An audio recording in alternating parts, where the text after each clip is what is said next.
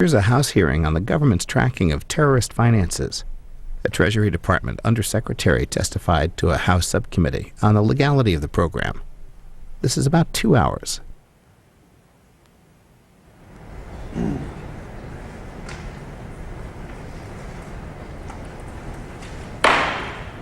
This hearing of the Subcommittee on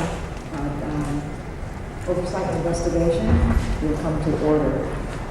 Without objection, all members' opening statements will be made part of a record.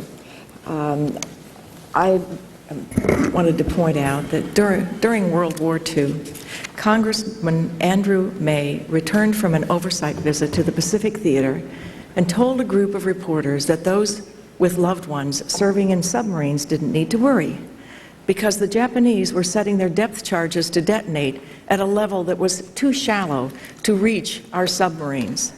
Several newspapers reported this. The Japanese then subsequently reset the fuses on their depth charges. A vice admiral estimated that the public disclosure of this information cost us 10 submarines and the lives of 800 American men. During the mid-1970s, committees chaired by Senator Frank Church and Congressman Otis Pike brought to the attention of the American public a litany of activities which showed an intelligence community that had, at times, overstepped its bounds, leading to the enactment of the Foreign Intelligence Surveillance Act. I cite these instances not to draw comparisons with the subject of the hearing today, but rather to demonstrate the cross pressures that we all confront when dealing with matters of secrecy and national security. No member wants to undermine our national security. We all recognize that there are times in war, as Churchill said, when certain truths must be, and I quote, attended by a bodyguard of lies, unquote.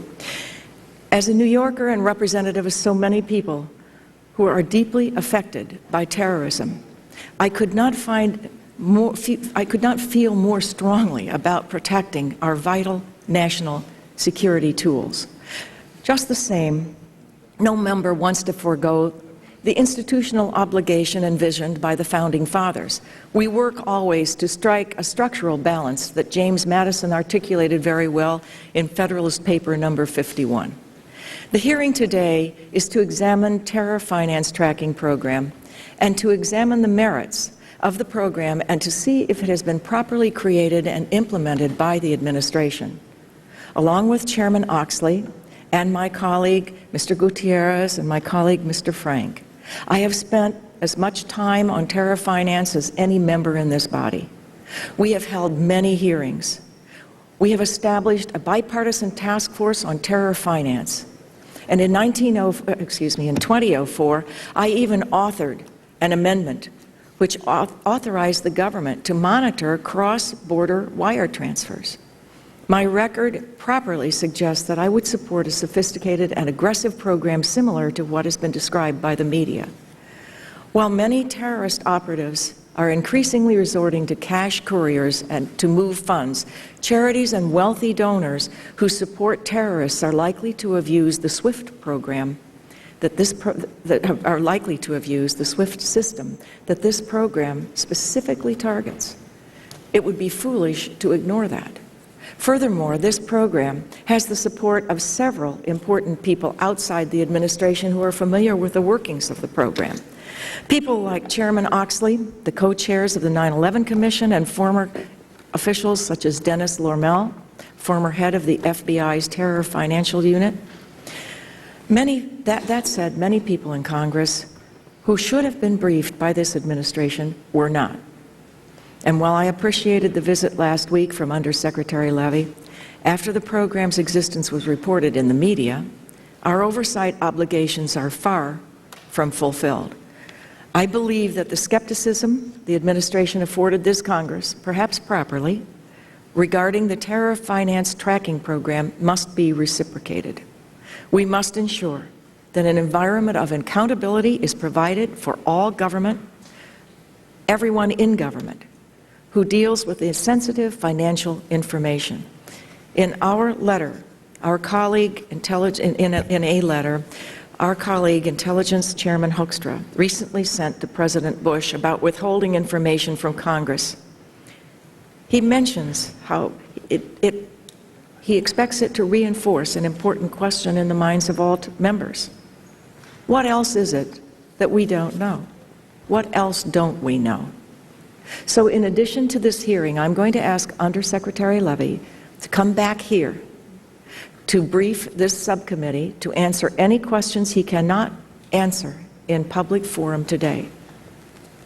I will also conduct a follow-up hearing on this subject in September to allow the private sector witnesses to discuss pros and cons of this program.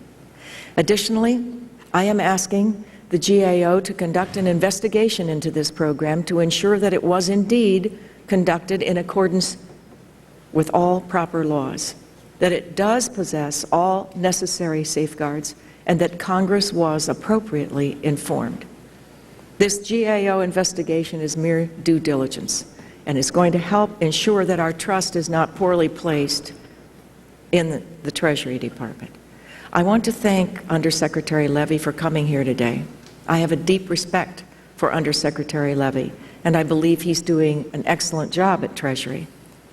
We understand he did not make many of the decisions about disclosure to Congress, and that there are many things he cannot discuss in an open setting.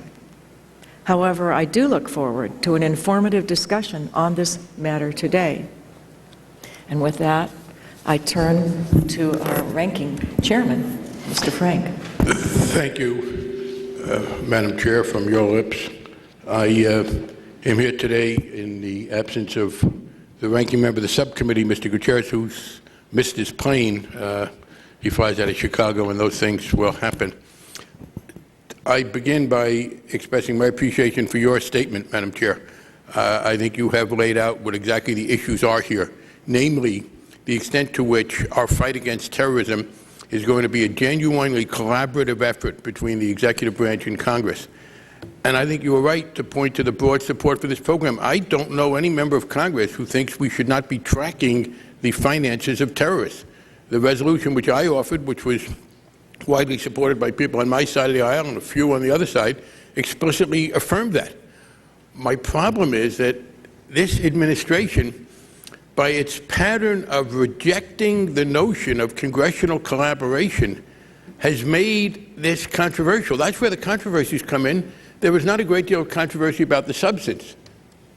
There's wide agreement that we should be tracking the financing of terrorists in many ways. As the gentlewoman from New York has said, we in this committee have sometimes been pushing the administration to do even more in that area than it wanted to do.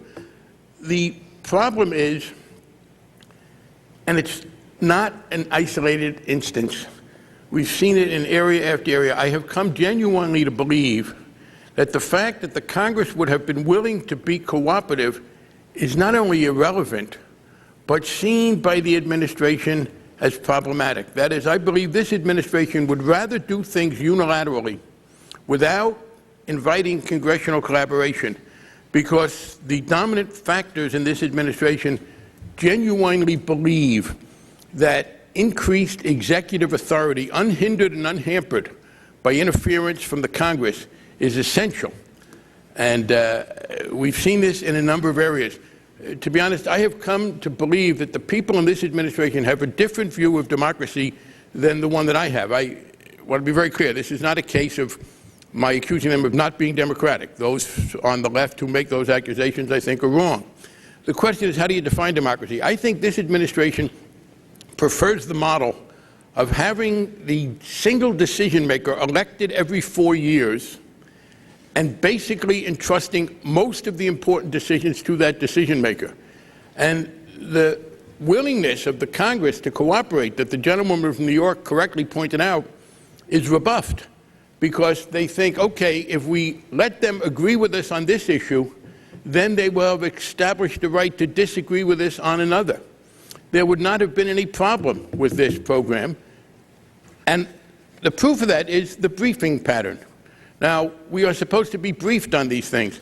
I have the list here of the members who were briefed on this program. Let me start with a story. On May 11th, I was invited to a briefing. I went into the secret elevator, up to the secret room, and I took out my cell phone because, You know, who knew what might be listening on my cell phone?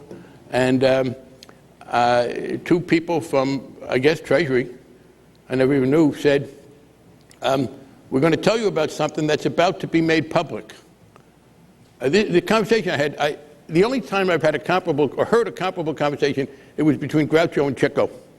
They said to me, okay, we're going to tell you something that's about to be made public. I said, well, is it going to be made public because you want it to be? No, it's going to be in the newspaper. Oh, okay, in other words, you're telling me this only because it's going to be in the newspaper. Correct. Well, now I have a question. Since you're only telling me this that it's going to be in the newspaper, when it's in the newspaper, can I then talk about it? No. So here's the briefing I was offered. I was offered a briefing about something only because it was about to be made public anyway. And the purpose of telling me this, I believe, was so that once I heard about it first from them, I couldn't talk about it in the newspaper. Now, let me read. There have been 28 members of the House briefed on this program. 2 were briefed in March of '02, a few months after it started. 1 in 2003, 2 in 2005, and 23 on the 11th of May, 2006. In other words, the briefings were overwhelmingly after the administration knew it was being made public. These were briefings to after the fact. This is the exact opposite. And let me put it this way. When you brief us, and by the way, as I read this, no member of this committee was briefed until the 11th of May, when the chairman of the committee and I were invited to the briefing room. And I was never briefed. Let me say, by the way, I don't want to get myself in any more trouble than I might otherwise be. I declined the briefing when I was told that I was being briefed only because it was going to be made public anyway, and the consequence of my being briefed would be that I couldn't discuss the program. I excused myself, and I did tell Treasury, and I would repeat this, Mr. Levey, if you ever want to tell me about something that I'm not going to read in the newspaper, I will be available. But otherwise, you can trust me to read the papers on my own. I'll be okay with that. If I miss an issue, I may call to see if I can, have you mail me one. But I don't need you to give me the oral version. It's like, to some extent, I guess Treasury saw itself in that position. The role model here was Fiorello LaGuardia reading the comics to the people of New York during the newspaper strike. As long as the newspapers are available, I'll get them myself. But that's the problem. The briefing pattern shows it. You briefed very few members of Congress. Only 2 members were briefed between 2003 and the program being made public. Now, here's the problem with this, and I'll wind this up, Madam Chair. Appreciate your indulgence. Yes, of course we think that this program should go forward. And why do we want to be briefed, and why do we want to have oversight? And let me summarize it this way. I strongly believe that you and the other law enforcement people are the good guys, and you're fighting the bad guys. But you're not the perfect guys. And my problem is that your model seems to assume you're the perfect guys, that you won't make mistakes, that you don't need to be checked, that you can just do this all on your own. And what I want to do is to give you all the powers you can to fight the terrorists, to fight the bad guys. But I don't think anybody ought to be given enormous power, and that's what you're going to be given because we have an enormous task, and not have checks. And no matter what kind of internal checks you have, I don't think they will ever be enough. I think congressional oversight makes sense. I think the gentleman from New York is correct. She and others have a very good record in being very supportive of this effort against terrorism. And you have rebuffed us. And I think that is a mistake. And consequently, that's why a program that should not have been terribly controversial has become controversial. So I hope that with the program the gentlewoman has outlined, we will now begin a period of real cooperation, and that in the future there will be a voluntary effort on your part to do this. Thank you, Madam Chair. Thank you, Mr. Frank. Chairman of our committee, Mr. Oxley. Thank you, Madam Chairwoman. Secretary Levey, thank you for appearing today. And we are pleased to have you here. And the obvious reason for this hearing was to discuss the positive aspects of this program and how effective it has been. I think there's very little argument in the Congress of how effective that has been. The issue raised this morning, of course, was who was briefed and when and so forth. And frankly, I'm confident that the administration did the right thing in very selectively informing the Intelligence Committee. We are not the Intelligence Committee, in case you haven't noticed. And the Intelligence Committee did their work very effectively. How many people were briefed and when it occurred seems to be relatively irrelevant, since the program was up and running, and I think there was general consensus it was very effective. And obviously, the fewer people that know about that program, that secret program, the better, and that the revelations that appeared in the popular media clearly had a negative effect on the effectiveness of that program. I'm sure you're going to testify to that later. I keep coming back to the warnings or the concern that were expressed, particularly by the co-chairs of the 9/11 Commission, two well-respected gentlemen, Governor Kane and, of course, our former colleague Lee Hamilton. Why would those two individuals, well-respected, plead with the news media, in this case the New York Times, not to reveal that information?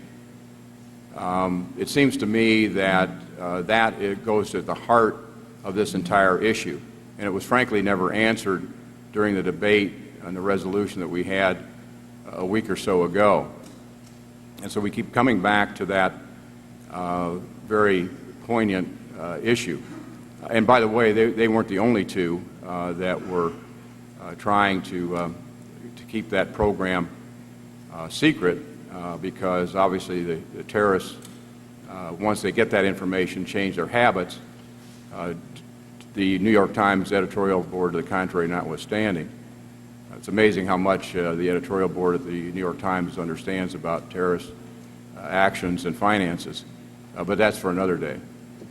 It seems to me that, again, coming back to this purpose of this hearing, is to describe how effective the program has been and the potential and real damage it has caused.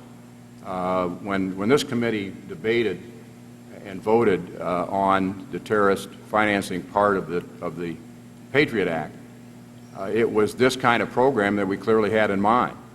And if you look at the editorial, New York Times, shortly after 9/11, they called upon the administration to do exactly what the administration did. And sometimes I'm concerned that maybe the effectiveness of the program is what really upsets some folks in the media.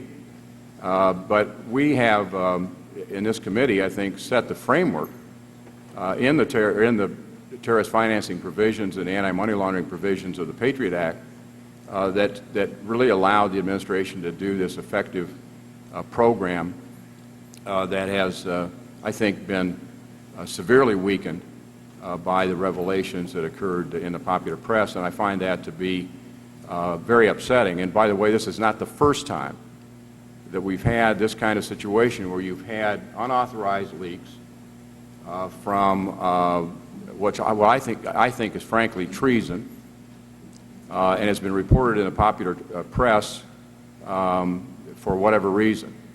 This is at least the third time we've had that situation occur. And as one of my colleagues said on the floor, nobody is happier about these revelations than those who would harm us. And I find that incredibly upsetting and of a real concern as chairman of this committee that we would find ourselves in that position today, and I yield back. Thank you. Mr. Moore, have you an opening statement? Thank you, Madam Chair, and thank you, Secretary Levey, for being here today, and I really appreciate the opportunity to have a brief conversation with you and hear your testimony. I really appreciate the statement, the strong opening statement made by our chair, and I really do mean that sincerely. I believe what she said, I believe what the ranking member said, that every member of Congress wants to protect our country. Nobody wants any harm, any more harm to come to our country. That's not the issue, and that's not the question. When I disagree with somebody, I try to at least understand why they do what they do so I can work with it. And I really truly believe had the President, had the administration come to this Congress after September 11 and said, look, the whole world has changed.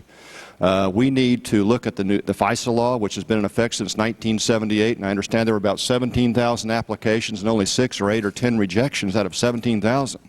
I was a district attorney for 12 years, and I never had that kind of record, a batting average, when I went to get search warrants. And I just think that's an exceptional number. And my point by saying that is this: if the President had come to Congress and said, look, the whole world's changed, we need to change the FISA law, we need to enact some new laws regarding wire transfers and bank transactions in other countries, I think Congress would have lined up, Republicans and Democrats, this is not about partisan politics, and said, Mr. President, we'll do anything reasonable you ask, and I mean that very sincerely. And that's what I invite and encourage the administration to do in the future. If there's something like this in this war on terror, we need to work together. We are all Americans, and we all want to protect our country. And I say this with the greatest respect and sincerity. I hope the administration will come to Congress and say, we need to change the laws in this area, and if they do that, I really believe, I honest to God believe, that we will work together with the President to do what's anything reasonable to protect our country. And so I look forward to hearing your testimony today, Mr. Secretary Levey, and look forward to asking you some questions, and thank you for being here. Thank you, Madam Chair.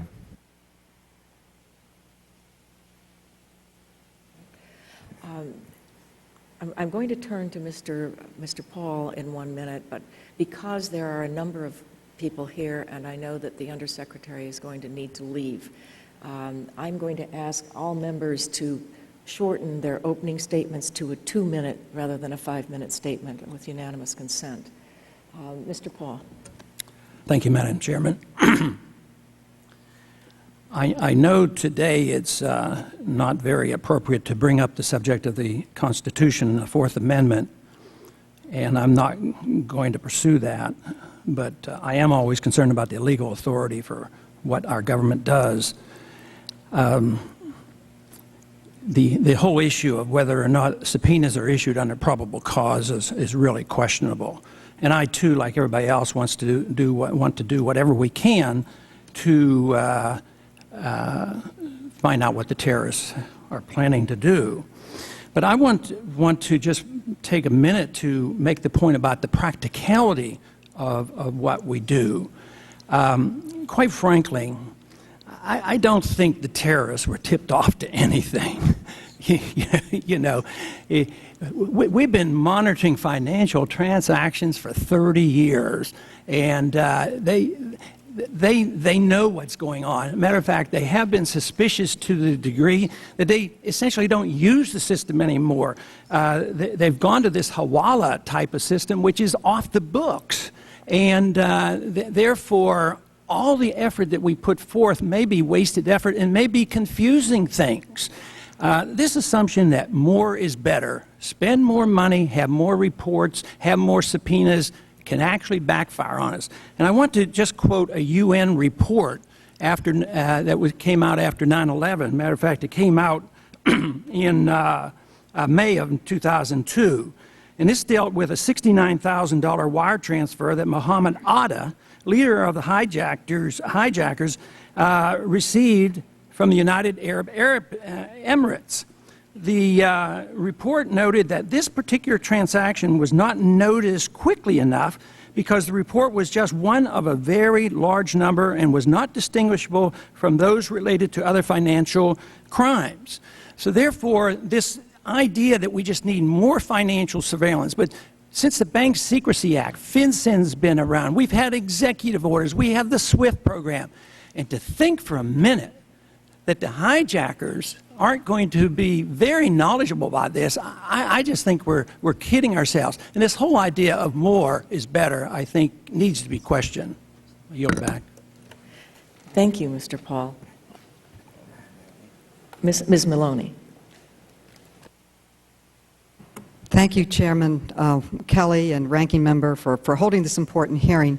Our oversight is legally required under the International Emergency Economic Powers Act, the law the administration is using to support this initiative. But the administration has kept Congress in the dark.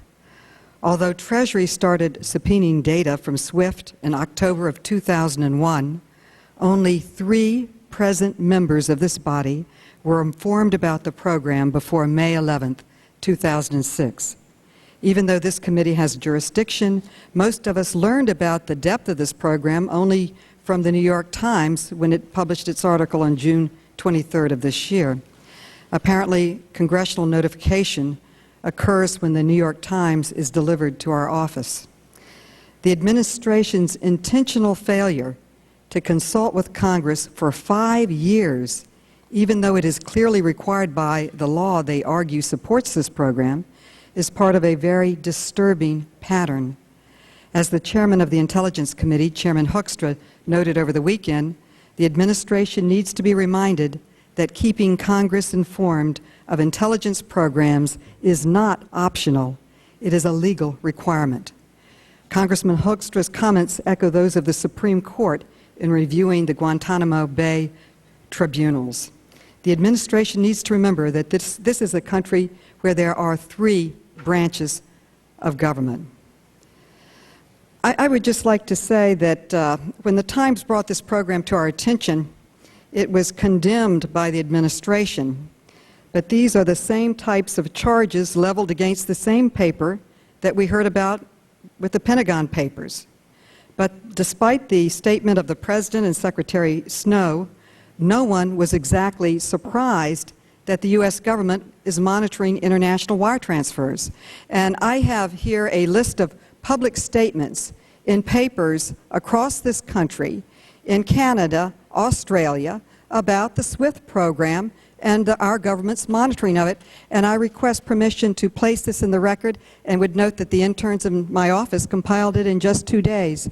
And it's quite extensive. So no one was surprised. I request permission to put my entire statement in the record.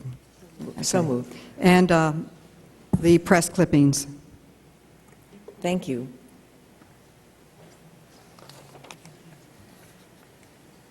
Mr. Davis. Thank you, Madam Chair. I think we face 2 issues here. I appreciate you coming, Mr. Secretary. One is the ability to act, and second is the issue of how we manage an effective oversight program from a constitutional perspective. I think it was extremely regrettable and frankly reprehensible that the New York Times published this information. I'm thoroughly familiar with the Hawala networks myself from my experience and study with the Middle East. However, I think the bigger aspect is their selectivity in information that they've shared. Particularly since they called for this type of a program in an editorial on September 24th, 2001. However, when we look at this ability to act, I think one of the deeper issues is that we need collaboration as opposed to briefing. I've been in plenty of briefings during my time in the House where that were classified and all of the information was available online or in public media sources. I would question the status of the classification, but I think what we need at a deeper level rather than information is participation and using the expertise in the House to collaborate, because we're dealing with adaptive networks.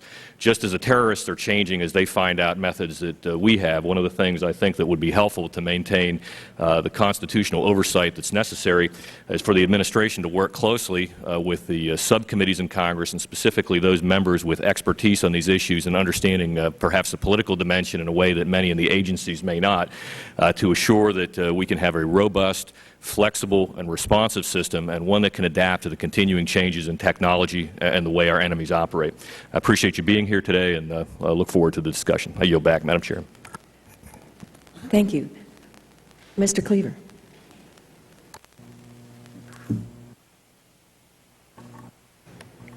Because I respect the seniority system, and I was here late, I'll wait and go next if it's okay. Okay. Thank you. Mr. Scott. Thank you much, Madam Kelly. And again, I want to congratulate this committee under the leadership of Chairman Kelly for providing the leadership on a very intense and important issue of terrorist financing. And I'm very pleased to serve with her on this committee. I've been to every meeting. I think it's very important, Secretary Levey, that we understand what we are really saying here. What we're saying is this administration needs to understand that they're not the only ones who are concerned about the war on terror. The American people elected a Congress, men and women who care about this country, who are just as concerned about this fight on terror as the President is. He has no monopoly on that. What is a paramount concern to me is that the framers of the Constitution put this government together. And they put it together, and the phrase that John Adams used was, we put this government together in a manner that is a balance of a delicate nature, meaning that there is a separation of power. It's not just the executive branch. They put the executive branch there to execute and administrate, but they put the Congress of the United States here so that we might be able to handle the purse strings, but most importantly, to provide the oversight. And what it appears to me that this committee, and the President seems to think this committee is not a committee of oversight, but a committee of hindsight. We're here to tell this administration that we're not a committee of hindsight. We're going to do our job that the American people put us here to do. Now, it's not the New York Times or the Washington Post or the LA Times or even the Wall Street Journal or any of our distinguished newspapers that need to be called to task. It is this administration. The leaks didn't come from the New York Times. They came from people in your administration. The fundamental question has to be, when is this administration going to look in the mirror? That's where you need to look. Let that message go back to this administration. We care about it. Why don't you have people over there with the loyalty? Where is your test? Where is your examination for people who work in this administration? What are you doing to seal the leaks? The other issue that is of paramount, Mr. Levey, is the First Amendment and the Fourth Amendment. They're precious. Our men and women of many years throughout the history of this country died on the battlefield so that we could have that First Amendment, which is the freedom of the press, so that we could have that Fourth Amendment, which protects our privacy. It is along those lines that I would like to question you this afternoon. Thank you, Madam Chair. Thank you, Mr. Scott. Mr. Garrett. Thank you, Madam Chairman, and I'll be very brief. First of all, I think I go along with the statements by the ranking member that members from both sides have the same bottom line interest to make sure that the job gets done, but within a constitutional framework. I'll just be listening to your testimony on three quick points. One is the aspect of why it is, well, I can go back to my constituents and tell them why it is that the information from programs such like SWIFT is vital to the overall program, but does not go to the point that Mr. Paul raised, is just providing us with just too much information. Secondly, how can I assure them that the average or the majority of Americans, their financial information is not going to be within, or is it not going to be within the information that you look at? And thirdly, to the overall issue of information going out to the public, to the question of was the information that was reported in all the papers, what have you, truly unique and new information to the public, or was it actually information, as we've heard both here and on the floor of the House, information that really was out there to the in the general domain prior to this? And if it was information that was out in the general domain prior to this, is this something that your program looks at and should have done something to dissuade them from putting it on their website, that how they work with the government and that the general public had this as access to information in the past? But I appreciate you being here, and thank you, Madam Chair. Thank you, Mr. Garrett. Now, Mr. Cleaver. Thank you, Madam Chair and Ranking Member. Actually, I guess the Ranking Chair, Mr. Frank. Undersecretary Levey, thank you for participating in this hearing, and I'm looking forward to hearing about the administration's efforts to combat terrorism and how you plan to implement communication between this administration and the Congress as we address this critical issue of fighting terrorism. Among the critical institutional issues that this topic has helped to shed light on is the importance of congressional oversight with respect to fighting terrorism and implementing other federal programs and activities. I'm sure that my colleagues and the administration will agree that congressional oversight is an integral part of our system of checks and balances, as fundamental to our nation as the right to vote. And as a member of Congress, I believe that it is incumbent upon this body not only to protect the people from terrorists, but to also ensure that our government respects our Constitution and follows the rule of law. Again, I look forward to hearing your testimony, and I have some very, very clear questions that I'd like for you to address. Thank you, Madam Chair. Thank you. Mr. McHenry. Thank you, Madam Chair. I certainly appreciate you holding this important hearing. today, and I certainly appreciate the Secretary taking the time to be here. I think of major importance to this committee and to Congress and to the public at large is the question of, is the government doing enough to protect us from future attacks? And I think that is at the heart what this is all about. You have some that just want to put their head in the sand and say that we will just duck and cover and avoid the next attack. But I think that's a horrible policy. That's a cut-and-run policy. That's ignoring the world as it is policy. And I'm grateful that this executive branch and you, Mr. Secretary, have taken on this task. I mean, after all, you are the Undersecretary for terrorism and intelligence. What are you supposed to be doing other than figuring out the financial transactions of the terrorists and harvesting that intelligence? Now, I certainly appreciate the fact that this was disclosed to the Intelligence Committee as it should be. I understand their special place and their special protections in Congress of that information so that we can provide necessary insurance that it's not let out to the public. I do think it's horrible what the New York Times has done to this program, but I do commend you, Mr. Secretary, for working hard every day. I look forward to your testimony and the opportunity for you to answer some questions today. Thank you, Madam Chair. Thank you. Ms. Moore. Well, thank you, Madam Chair, and our ranking member. I want to welcome the Undersecretary to this very important hearing. It must be a relief to see me speak because I am the last, have the least seniority on this committee, and so certainly this part of the inquiry will be over soon. I can tell you that as a new member of Congress, I was not here on 9/11. I was not here for the debate on the Patriot Act and other things, but I do, as a citizen at that time, I do recall the many, many discussions and debates that were held and statements that were made by people on both sides of the aisle about how our enemies were jealous of our freedoms, that a victory to the terrorists would be that they would be able to undermine our freedoms, undermine our system of democracy, which they held in great contempt and disdain. Part of the system and our way of life of government that we revere so much is, in fact, this shared power, this congressional oversight of the people.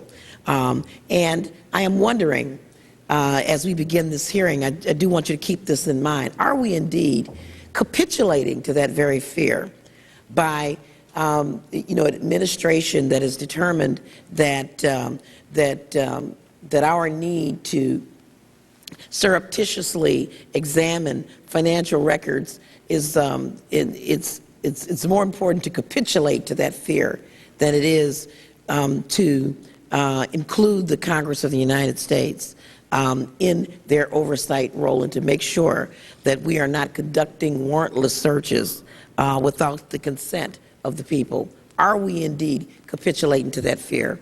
I yield back. Thank you very much, Ms. Moore. Mr. Baucus. I thank the chairman. Secretary Levey, I almost feel like apologizing to you. There are obviously not only many newspapers in this country, but there are many members of Congress who simply will not acknowledge what is a fact. And that's, number one, this is a legal program. The legal foundation of this program is well established. In fact, it's not been questioned by any of the newspapers. The New York Times has actually admitted that this program does, in fact, have a sound legal basis. And number two, the program is necessary. The New York Times, 2 weeks after 9/11, in an editorial, urged the administration to start such programs as this. And the third thing that no one has disputed is this is a very successful program. I mean, that's one thing. It's legal, it's necessary, and it's successful. The one point of debate has been whether or not this classified, secret, covert operation, whether or not members of Congress or newspapers had the right to print publicly the sources of our information, the methods we were using, and the details of the program. And I would hope that members of this Congress and newspapers and the media would realize that that decision, which the administration has said compromised this program, that decision is not given under our Constitution to either newspapers or members of Congress. And for members of this Congress, if I had gone out, held a press conference, and revealed this information, I could have been criminally prosecuted. And when newspapers reveal classified, secret information, which not only compromises the program but compromises our allies overseas, to me, it's inexcusable and reprehensible. And I am sorry that your job of protecting this country is being made more difficult by not only members of this Congress but by the media. Thank you very much, Mr. Baucus. We have before us Undersecretary Levey. He is Undersecretary for Terrorism and Financial Intelligence at the U.S. Department of the Treasury. And Secretary Levey, Secretary Levey, I understand that the problem here is not the program itself. The problem that this committee has is that we have a charge to provide oversight over the legislative arena to make sure that there's not anything going on that might in some way inherently damage the public of the United States. That's what our committee is charged to do. Given that, as you know, some people have lamented that public disclosure of this program has essentially rendered it defunct. We now would like to hear your opening statement, and then we will follow that with questions.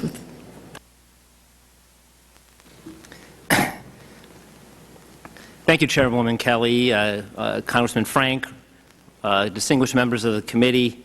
This is my 5th time appearing before your committee in the past 2 years in what has been an ongoing and fruitful discussion of our government's efforts to track and combat terrorist financing. It's clear from everyone's opening statements that we share the same mission, which is to succeed in disrupting those terrorists. The program we're discussing today, the Terrorist Financing Tracking Program, has supplied a powerful source of intelligence that has greatly advanced that mission to track and disrupt terrorists. Counterterrorism officials place a heavy premium on financial intelligence because it is rich and accurate. When terrorist supporters send or receive money, they may provide the kind of concrete leads that can advance a terrorism investigation. As 9/11 Commission Chairman Lee Hamilton testified before this committee in 2004, and I quote, "Following the money to identify terrorist operatives and sympathizers provides a particularly powerful tool in the fight against terrorist groups. Use of this tool almost always remains invisible to the general public, but it is a critical part of the overall campaign against al-Qaeda." Close quote. That's Chairman Hamilton. The Terrorist Financing Tracking Program was, until recently, just such a powerful and invisible tool. It has been a key part of our efforts to combat al-Qaeda and other terrorist groups, and its exposure represents a grave loss. SWIFT is the premier messaging service used by banks around the world to issue international transfers, which makes its data exceptionally valuable. In response to a subpoena, SWIFT makes available to us a subset of its records that it maintains in the ordinary course of business in the United States. SWIFT data consists of records of completed financial transactions, largely overseas transfers. It does not contain, for the most part, information on ordinary transactions made by individuals in the United States, such as deposits, withdrawals, ATM transactions, and the like. It does not provide access to individual bank account information. The program is consistent with privacy laws as well as Treasury's longstanding commitment to protect sensitive financial data. The SWIFT subpoena that we issue is powerful but narrow. We cannot simply browse through the records that SWIFT turns over. We are only able to see that information that is responsive to targeted searches in the context of a specific terrorism investigation. The data cannot be searched unless the analyst first articulates and enters into a computer the justification that links that target of the search to a terrorism investigation. I want to emphasize that we cannot search this data for evidence of non-terrorist related crimes such as tax evasion, economic espionage, money laundering, or other criminal activity. As a result, we have accessed only a minute fraction of the data that SWIFT has provided.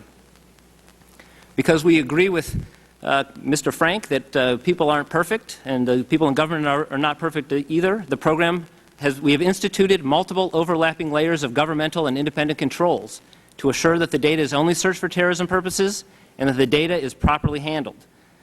SWIFT representatives are able to monitor our searches in real time and stop any one of them if they have any concerns about the links to terrorism. In addition, a record is kept of every search that is done, and those records are reviewed by SWIFT's representatives and an outside independent auditor.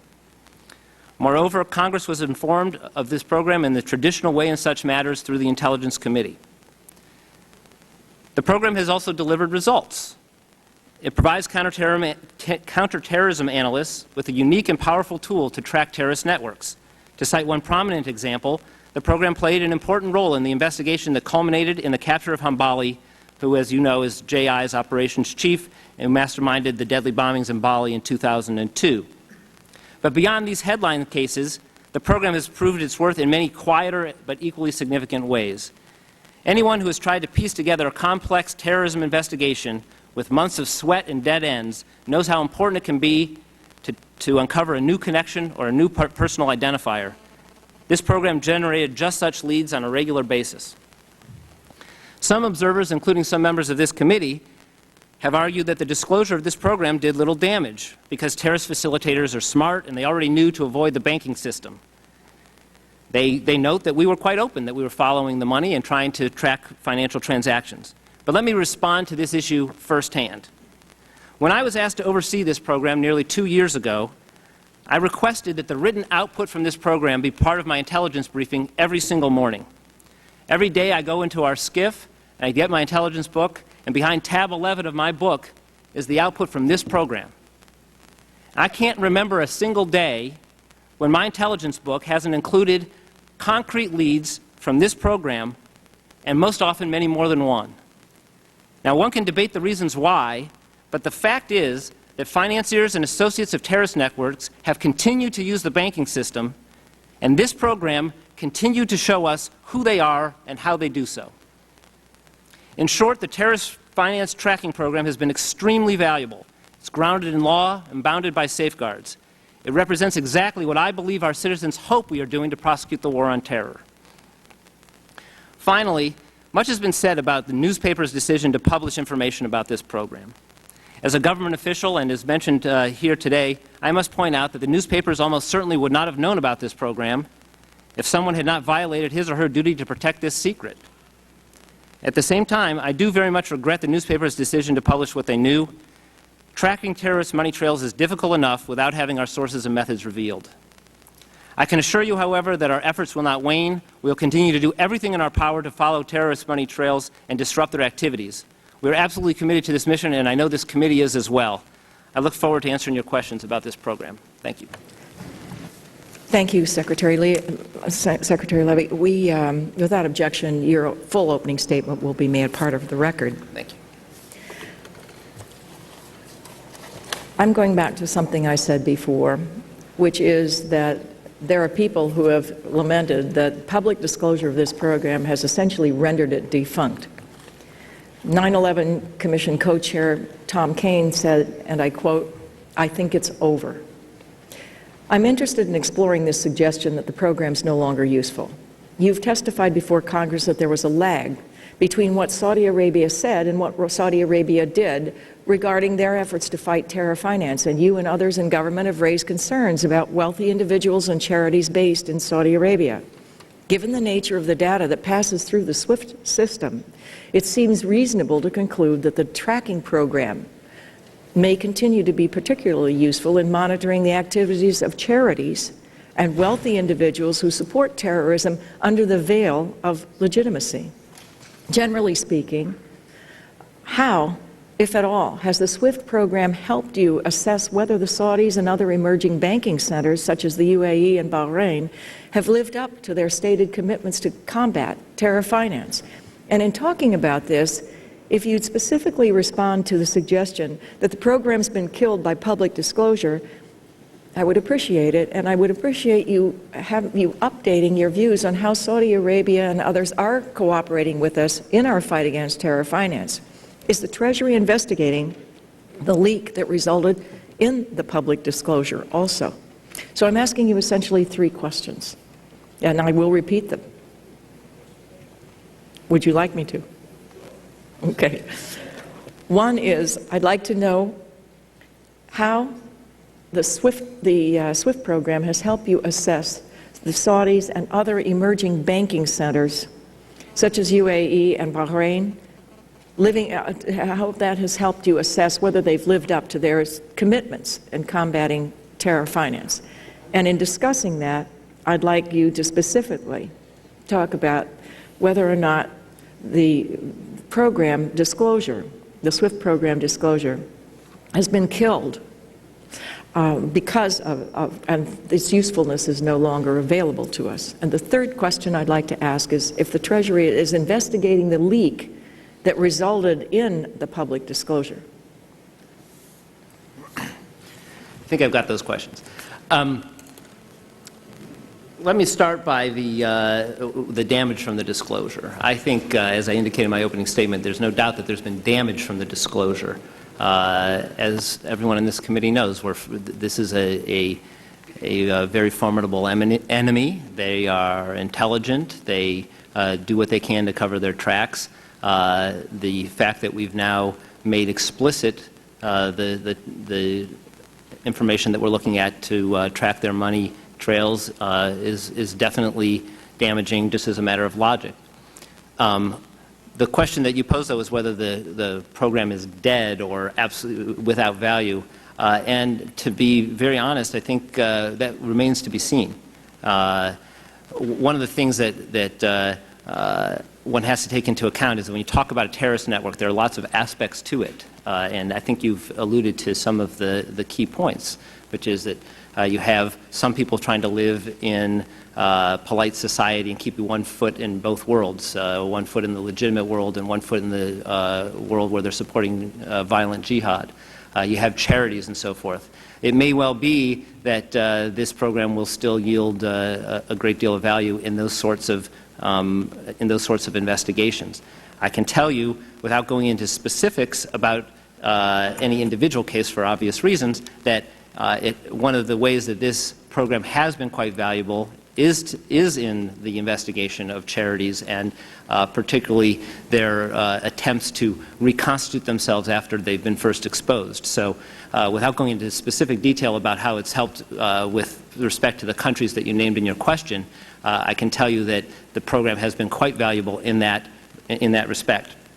If I can just touch briefly on the question you asked about the leak and investigation of the leak. Obviously, I think everyone here knows that the department that handles investigations is the Justice Department, and they would be responsible for any investigation. All I can say at this point is that we have shared information with the Justice Department and are in consultations with them about the appropriate way to go forward. So you're working with Justice to investigate the leak that resulted in the public disclosure. Is that correct? We're in consultation with them. The responsibility for doing an investigation in this sort of matter would be the Justice Department's. I'd like for you to describe the thought process behind the plan notifying Congress. This was brought up by Mr. Frank. Correct me if I'm wrong, but it looks to me like the administration sought to brief chairs and ranking members of the intelligence committees on this program prior to their decision to preempt only prior to preempt the New York Times, the Wall Street Journal, and the LA Times. My colleagues testified he was told that he was only briefed because it was going to appear in the newspapers. I'd like to know if at any point were there changes made to the program in response to feedback from the people in Congress that you did notify. And I'd further like to know what kind of, I'd like to hear an explanation for the limited scope of briefing Congress. The authorities that the administration you cite in your testimony for the program are the International Economic Powers Act, the United Nations Participation Act, and Executive Order 13224. The International Economic Powers Act is the primary jurisdiction of this committee along with the International Relations Committee. The International Relations Committee has jurisdiction also over the UN Participation Act. The executive order cited focuses on Treasury Department powers, but also references both Justice and State Departments.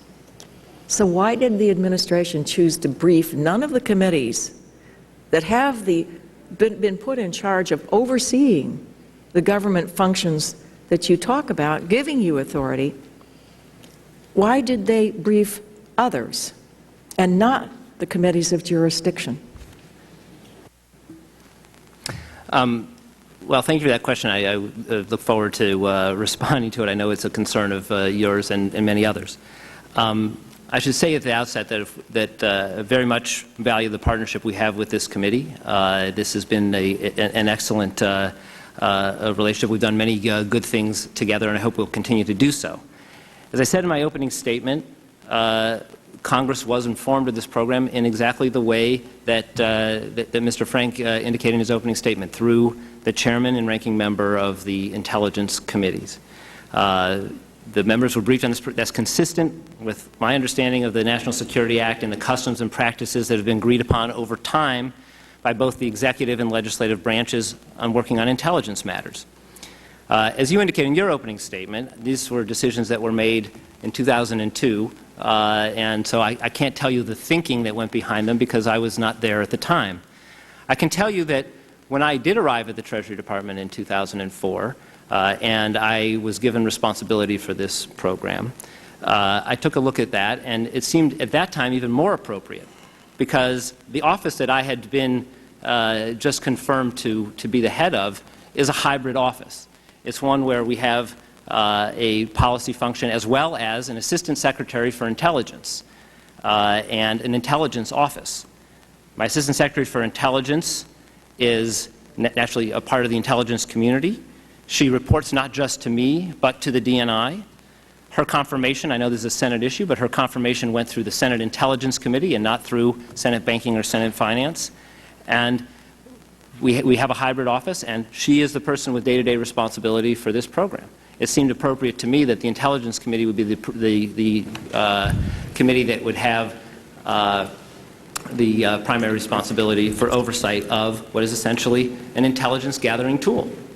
And that's why the decision was made, I believe, as it was, and continued until May of 2006. Mr. Secretary, I would call to your attention the International Economic Powers Act, Section 1703, which requires full congressional notification and on a continuing basis. That's full congressional notification. I would also note that your testimony comments about the fact that you've hired an outside independent auditor for oversight. That's the province of this committee. We turn now to Mr. Frank. Thank you. First, and I think there was a genuine interest in trying to find out how we control leaks, et cetera. I would say, I know my friend from Alabama referred to congressional as well as newspaper divulging of information. I'm not aware of any member of Congress who divulged anything, including those who were briefed. But let me, because obviously the question about how much damage was done is a very important one. We don't want to see damage done. But here's my problem. You quoted Mr. Hamilton in your statement. Mr. Hamilton said in a long time before this leak, following the money to identify terrorist operatives and sympathizers provides a particularly powerful tool in the fight against terrorist groups. use of this tool almost always remains invisible to the general public, but it is a critical part of the overall campaign. Didn't that visibilize it? I mean, when Lee Hamilton said that, he said, here's a tool that's invisible. Was Lee Hamilton irresponsibly leaking when he said this is an invisible tool and he made it visible? Actually, I think what Chairman Hamilton was doing was something very different, and I don't think that he caused damage to this program or any other. I think that what Chairman Hamilton was doing was saying that following the money is an important... Okay, but then let me ask you, that's the key question. No, Mr. Levey, here's the problem. We announced to the al-Qaeda and others, it says it's a critical part of the overall campaign against al-Qaeda, following the money. Did they not infer from that we would be looking at their bank accounts? I mean, did they think we were sneaking into the caves at night and going through the pockets of the dishtashes? I mean, I really have trouble understanding. We said this, by the way, I also have seen this reference in December of 2002, a UN communication, public, that said, talking about SWIFT, the U.S. has begun to apply new monitoring techniques to spot and verify suspicious transactions. I mean, was this really not known to them that we were carefully tracking financial records? I think we can speculate about what the terrorists knew. What I can tell you, as I put in my opening statement, that I look at this every day and it still is providing concrete leads. So for whatever reason, it still is. Yes. So it's still working even after the leak. Well, no, you just said that, Mr. Levey. Yes, it is. Okay, good. But the leak hasn't had any effect on the program yet because the data we're looking at predates the leak. All right. Well, then let me. Yeah. I'd like to answer your question if I could. About this UN report and other disclosures that were made. What was done very commonly was that we would discuss that we're following the money. But that leaves people in some doubt as to what exactly we're able to look at. Once the SWIFT program is disclosed, it's my fear that they'll now know exactly what it is. Excuse me, but the UN reference here refers specifically to the SWIFT program. And it says, settlement is handled through correspondent banking relationships such as the SWIFT Fedwire chips. The U.S. has begun to apply new monitoring techniques to spot and verify transactions. It mentions SWIFT in that reference. I've read the UN report. I have to admit I read it after this leak because I, like probably everybody else, didn't see that UN report until after it was brought to our attention. But I can tell you that UN report does not describe this program. It does not. It does say that we're tracking things, and it mentions SWIFT. Okay. All right. But there's a significant difference, Mr. Frank. The significant difference is that UN report talks about monitoring and looking for suspicious transactions. And I think it's important for people to understand that's not what we're doing in this program. We are not looking for suspicious transactions. We're doing targeted searches on individual terrorist targets. I guess I would say this. And I mean, look, I want this program to work.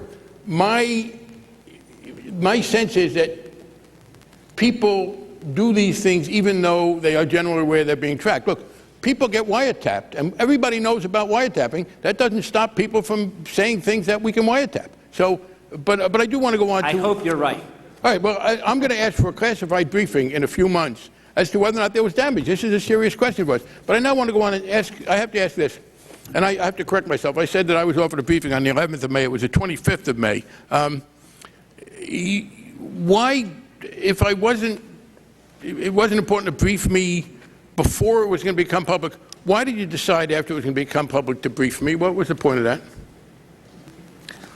Well, the point of that was that when we realized that there would be a very likely disclosure, there was discussion within the administration about briefing certain chairmen and ranking members of committees, so that as a courtesy to them, so that they wouldn't read about it. Oh, it was as a courtesy to me. Yes. So the courtesy is that this program goes on for 4.5 years. I've been the ranking member for a couple of years. Mr. Oxley's chairman, and we don't know about it. I mean, did I miss something in Miss Manners? What's courteous? I mean, it just said to me, listen, I'm going to tell you a secret because everybody's going to know it in an hour. What, I mean, and of course the effect of it also was that I couldn't talk about it as much. I really don't understand. I guess I would say if I was to do the courtesy before, after you knew it was coming out, why not before? But more important, it's not a matter of courtesy. And this is, I want to go back to what the chairwoman said. We want to help you make this thing work. I think we can. I think we can look at this and say, yeah, you know, that's a good idea, but how about this element of privacy? How about that element of privacy? We we work with the Financial Services Committee. This committee has on several occasions recommended changes. Now, we haven't always agreed. We passed in our regulatory relief bill a loosening of some of the requirements because we thought we could make the system less inefficient and less burdensome without any damage. Not everybody agreed, but we did it. The Senate rejected that.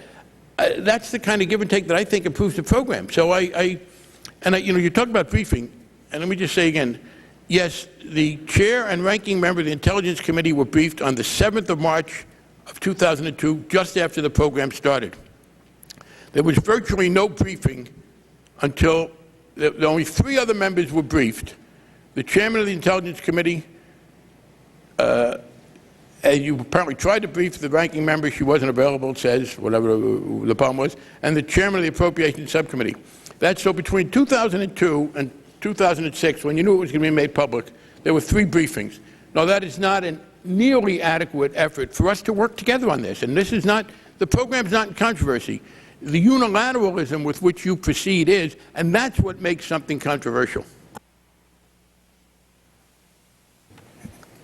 Thank you. Mr. Oxley? Thank you, Madam Chairman. Mr. Levey, are you satisfied that the proper requirements were met in terms of briefing the Intelligence Committee? As I understand this process, I think the proper requirements were met, that you brief the chairman and ranking member of the Intelligence Committees, which is what we did. And the program at the time was up and running, and you didn't feel it necessary to brief the Intelligence Committee every couple of weeks or the program was operating, they were briefed on it, they knew how the program was operating? That's correct. And my briefing with the committee, with the ranking member and the chairman, was informative. I didn't feel upset that I had not been briefed beforehand. After all, I'm not on the Intelligence Committee. This is the Financial Services Committee. And the obligations the administration had to brief the members of the Intelligence Committee, the chairman and the ranking member, were met under the law. And at least this chairman is perfectly satisfied with the way that was handled. All right.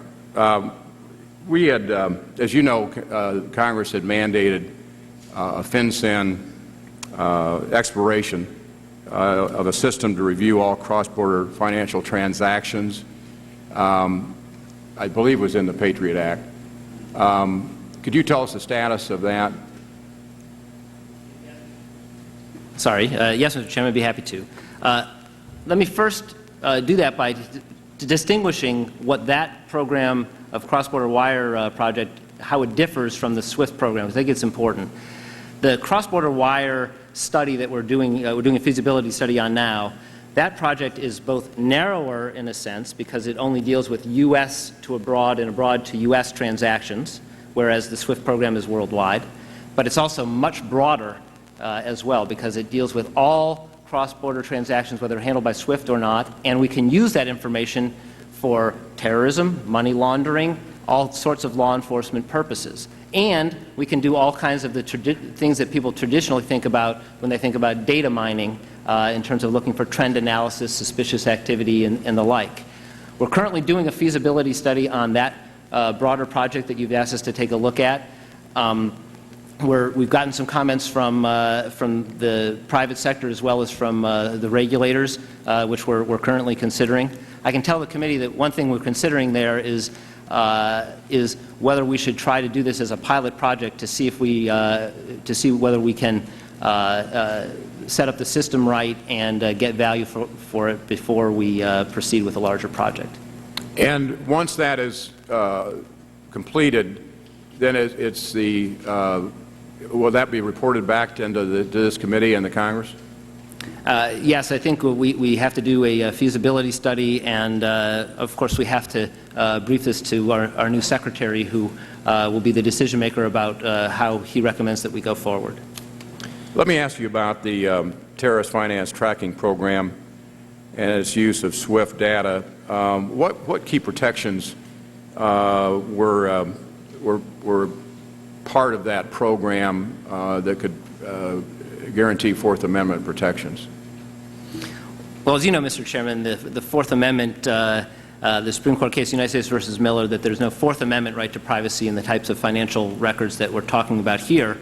But we take very seriously the sensitivity of financial data, and so we did put in place very serious protocols and controls. They include making sure that the data is in a very secure place, the most secure place most secure environment, that the people who have access to it are only those with the appropriate clearances, that they can only use this data to do terrorism searches. And as I indicated at the outset, I actually sat down with one of our analysts yesterday and watched how this works. If you type in the target of the search, and then the next required field is the justification, the connection to terrorism. And if you don't fill that in, you can't search the data.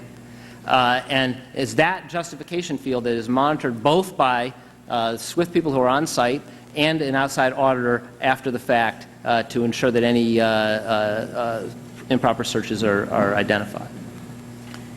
As I understand it, one of the arguments that the New York Times used after the story broke to rationalize this was, well, this program, everybody knew about it, it was out there in the general media, and that people knew that that SWIFT program was up there and operating. If that were true, why was it a kind of a man bites dog story above the fold in the New York Times? I think that's an excellent question, Mr. Chairman. I can't speak for the New York Times. They clearly thought it was front page above the fold news. I think, as I tried to explain to Mr. Frank, the answer here is that it's one thing to say you're following the money and people think, okay, maybe they're getting suspicious activity reports and whatnot. It's quite another thing to tell people exactly what you're looking at and how. I think that I won't speak for the members of this committee, but the people that I've talked to, very, very few of them knew what SWIFT was at all before June 23rd, let alone exactly how it worked. And unfortunately, that informational advantage that we had over our adversary is gone. Precisely. The operational details of how this program worked. Now, Mr. Frank made the analogy to wiretaps. I used to do this for a living. Not for a moment did I think the people that I was wiretapping, organized crime, knew that I was wiretapping them. It became pretty evident from the discussions on there that they would have never said that had they known that I was listening in on the proceedings. So it seems to me that this program, which has proven to be very, very effective, and the revelations that really kneecapped our operational actions here and the success of that program is deeply disturbing. To the extent that you can tell us who implored the New York Times to not run this story. I had a series of meetings with the reporters and with the editors of the New York Times and implored them as persuasive as I could be, apparently not persuasive enough, that they shouldn't run the story. In addition, Secretary Snow had a separate meeting with Mr. Keller to make the same points. We tried the position I took with them, and everyone knows what the outcome was that this program was legal, that it was properly controlled, and it was valuable, and therefore the real newsworthiness of the story would just be tipping off our adversaries as to what we were doing, and I didn't think that it was something that they should do. They obviously differed with me on that and published it. What role did Governor Kane and former Congressman Hamilton play as well? As I understand it, Chairman Hamilton both met with the New York Times and urged them not to publish the story, and Governor Kane made the same request, as I understand it, over the telephone, and they made their argument that the story, that they knew about the program, that they thought the program was well run, and that publishing it would not would be harmful to our overall effort in combating terrorism. But apparently their suggestions were not heeded as well. To your knowledge, did any sitting members of Congress implore the New York Times to withhold the story? It's my understanding, though I'm not 100% sure about this, that Congressman Murtha did, but I don't know. All I know is that he told us that he was going to, but I don't know whether he did. I'm sorry, what was the last part? He told us that he was going to, but I don't know whether he did. So you had some conversations with Congressman Murtha? Yes, we did. And the stories that I've read at least indicated that he had followed up on that? Yes, but again, I can't say for sure. So here you had a current congressman, well respected on these issues, former chairman, well respected in these issues, and former chairman, of course, of the 9/11 Commission, both Democrats, along with Governor Kane, former governor of Republican governor of New Jersey, along with the Secretary of the Treasury, and I'm assuming some other folks, perhaps higher up in the administration, imploring New York Times that this would do serious damage to our ability to track terrorist financing and to better protect the American people. And the New York Times basically said, as their famous headline said about Jerry Ford, drop dead. I yield back. Thank you, Mr. Chairman. Mr. Moore. Thank you, Madam Chair. Chairman Oxley said, I used to do this for a living, and he's talking about gathering information subject to wiretaps or others, and I did as well as a district attorney. But I have tremendous respect for our system and the fact that we have an executive branch, a legislative branch, and a judicial branch, all of which have co-equal power, meaning they all have the same power. And in our system, there is oversight by the executive branch, and that is the FBI or the district attorney or the local police department, by the judicial branch, especially when gathering sensitive private information. And is our system here sufficient, you believe, to protect the privacy of individuals? And number one, and number two, what members of Congress, you mentioned the Intelligence Committee chairman and the ranking member, are advised or briefed? Anybody else? I think that the system we have in place does provide appropriate oversight. By whom? Well, both by Congress through the Intelligence Committee, the controls that we have in place that I've described in my testimony, but also you mentioned the type of process that we use to gather the information. We issue an administrative subpoena in this case, and the key fact that I think is important to point out here is that the recipient of this subpoena, SWIFT, had every right to challenge that subpoena in court. They could go to district court and challenge the subpoena on any ground that they wished to. They had and continue to have the most excellent outside counsel that one could obtain, and they knew all of their rights. They could have gone to court. This is not a situation that I know has been debated in other contexts where the recipient of the compulsion order from the government is not able to or doesn't feel able to challenge that compulsion in court. This is a situation where they not only were able to as a matter of law, but were fully aware that they were able to. Initially, were other members of Congress, aside from the chairman of the Intelligence Committee and the ranking member, briefed? I believe that Mr. Frank has the list of briefings. That's better information that I have before me, but we can try to get back to you with... But my question is, initially, were other than those two people briefed? Other members? Of Congress? Yes.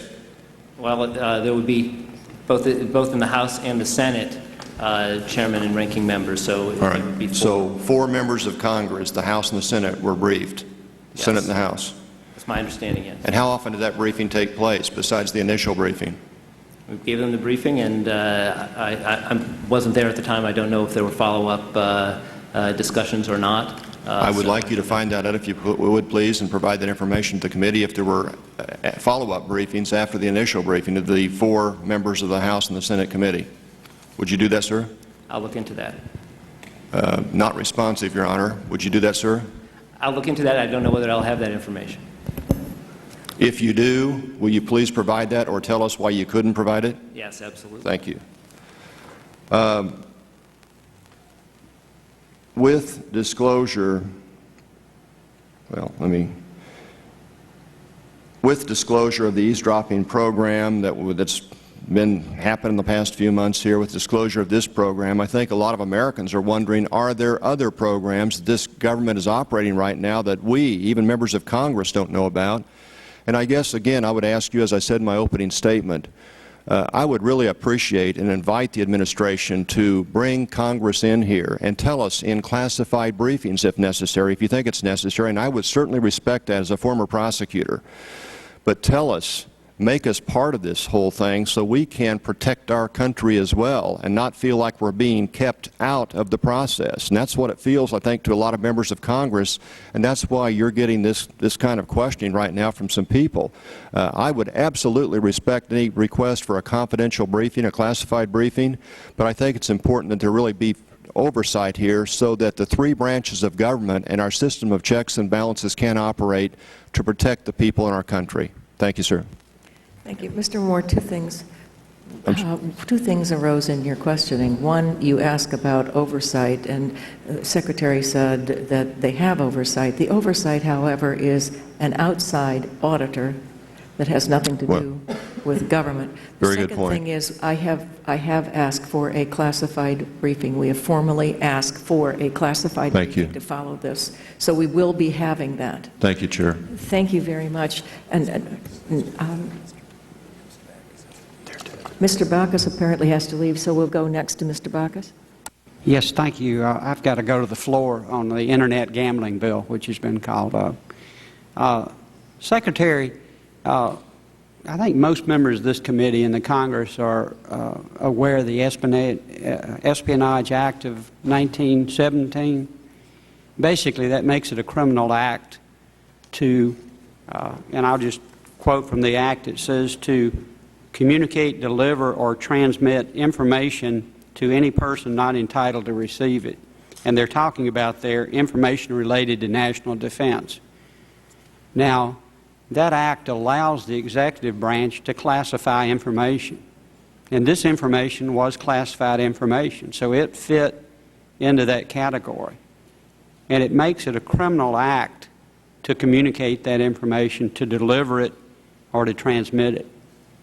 Now, having said that, the case law, the Supreme Court, has made an exception, and it has said that if specific information has been published or released by the government, that it is not a criminal act. Now, it's my understanding the New York Times and some members of this committee have said this information was already published. Would you one more time go over whether or not, and it's not the existence of something. We know we have spies, but if we were to, and we know we have spies in Russia, but if we, reveal the names of those spies, that would be a different thing. And would you go over with this committee one more time whether or not the methods of this program, the details, had been revealed? I'm happy to, and I think you make a good point. I think Mrs. Maloney pointed out that there are lots of statements made in the public about following the money.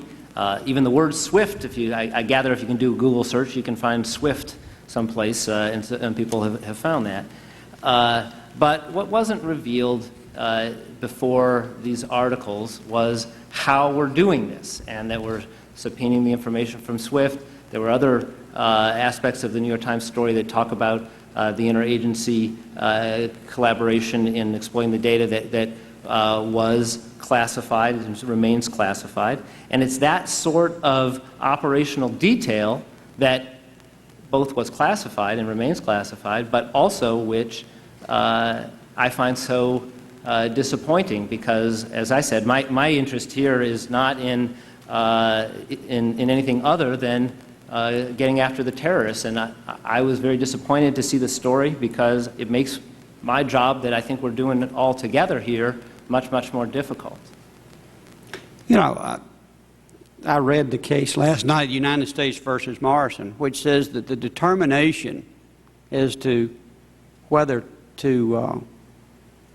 something should be published or not, or given to the public of this regard, is up to the executive branch of the government. And at no time did y'all make a determination or publish this information, as I understand it. In fact, you made a determination not to. As I said, Congressman, we did everything we could to try to persuade the New York Times not to publish the story. I had several meetings with them. I answered a lot of their questions. I was authorized to give them information in order to persuade them of the controls that we had in place and so forth. I spent some time correcting some misimpressions that they had developed in the course of their reporting. I did everything I possibly could to try to talk them out of it. In fact, when they notified us that they were going to publish the story, I was in Italy on my way to go to Poland to give a speech with Undersecretary Joseph on Proliferation Security Initiative. And I had to cancel that appearance in Poland in order to come back to have one more meeting with the folks from the New York Times. And I very much regret not being able to follow through on my commitment to Undersecretary Joseph on proliferation finance, which I know is another concern of this committee. But I felt like it was important to do everything I possibly could in this regard. Did they give you any reason for why they were going to publish it? Did they? I think the way I'd like to answer that is Mr. Keller seems to be quite able to speak for himself and has a forum to do so. I'll let them speak for themselves. Sure. I have no further questions. Thank you. Ms. Maloney. Thank you. Mr. Levey, the administration strongly objected to the publication, as you said over and over, of the Times story, but the fact that the U.S. was monitoring wire transfers both in this country and abroad was very well known. It was the topic of multiple newspaper articles and testimonies, both here in Congress and other places. It was widely reported that Canada had a SWIFT tracking system, as did Australia, and even TV picked up on it. As one of my interns found, the issue was a central part of a West Wing episode on May 15th, 2002, literally 4 years ago, cross-border wire transfers. I could go into the whole plot of how they found it, but they were tracking it through the central data system, and it was very similar to what's happening. This was West Wing, popular TV. And there was a book that came out by a Wall Street reporter a full year before, or several days before this Times report, The 1% Doctrine, where he goes into the whole deal and how it happens, and he goes on to say that the terrorists had wised up. They were no longer using wire transfers. So really, my basic question is it your position, and I've got to say, you said that there was never a detailed description, but in the security industry news of May 05, there was a detailed description of the SWIFT program. He says, we're not, and I'm quoting, we're not simply running watch lists against the data.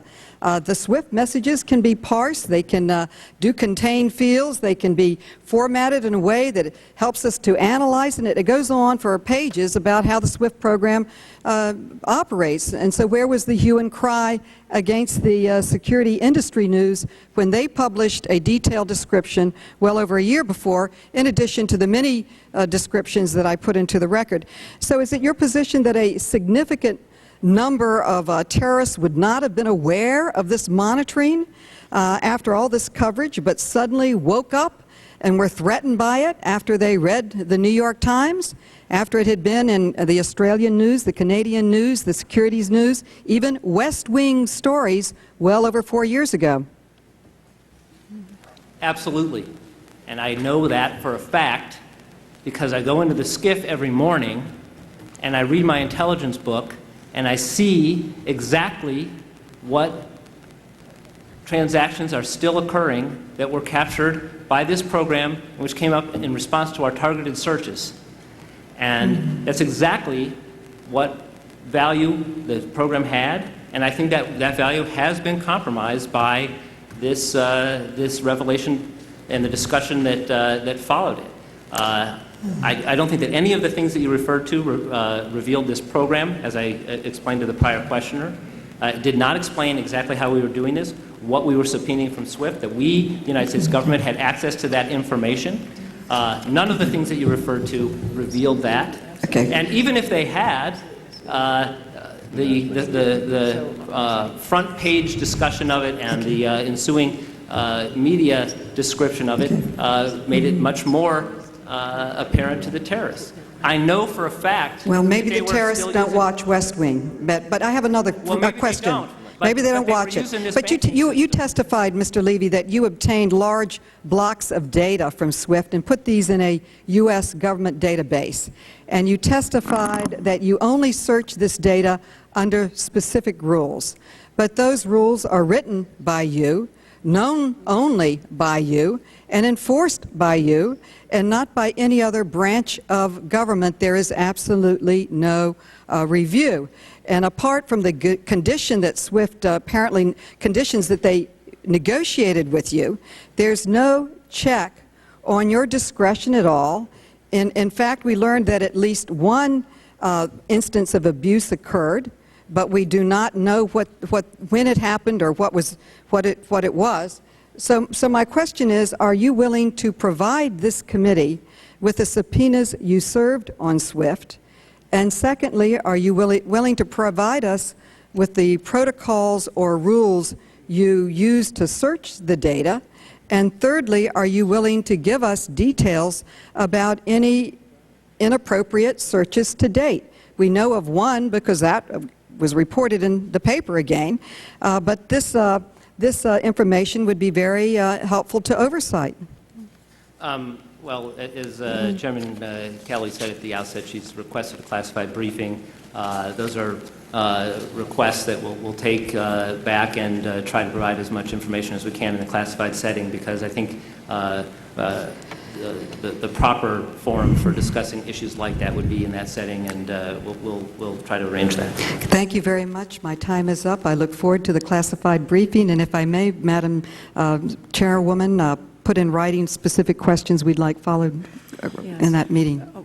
Undersecretary Levey has to leave at noon, so without objection, all members' written questions will be able to be submitted. I will be holding the hearing open for 30 days for questions and responses. With that, we now turn to Mr. Paul. Thank you, Madam Chairman. Could you tell me, Mr. Secretary, how many subpoenas have been issued under the SWIFT program?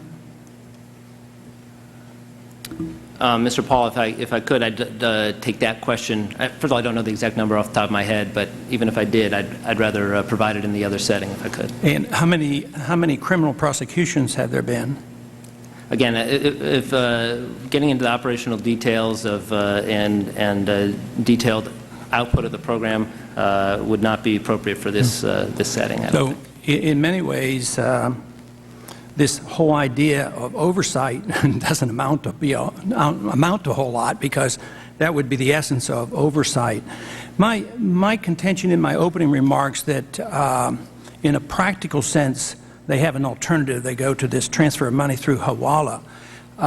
Isn't this not a possibility that they could do that? And isn't it quite possible that they did know about our surveillance, since it's been around for a long time? And if you could answer that, and also answer the question I raised about the information being very adequate before 9/11 with that currency suspicious transaction report that told us that Mohammed Atta had actually transferred money. So it isn't the lack of information that is the problem, and just additional subpoenas and information. How is that going to solve our problem?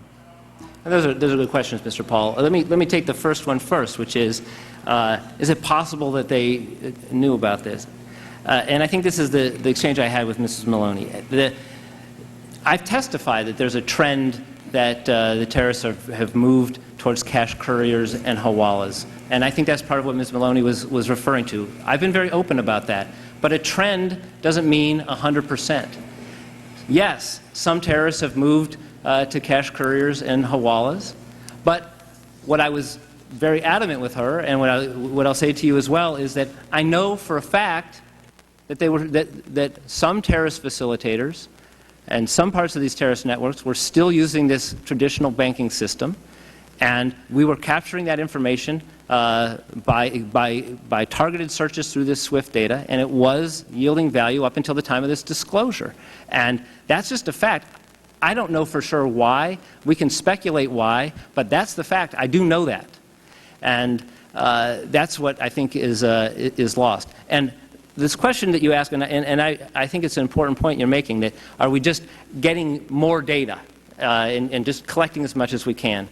I think our record on this program is really quite good, because what we've done over the course of time is look at the data that we are getting from SWIFT in response to our subpoena. And what we do is we search the data and we see where the value is in that data. And what we've done is stopped collecting from them, stopped getting from them the parts of the data that are not yielding value.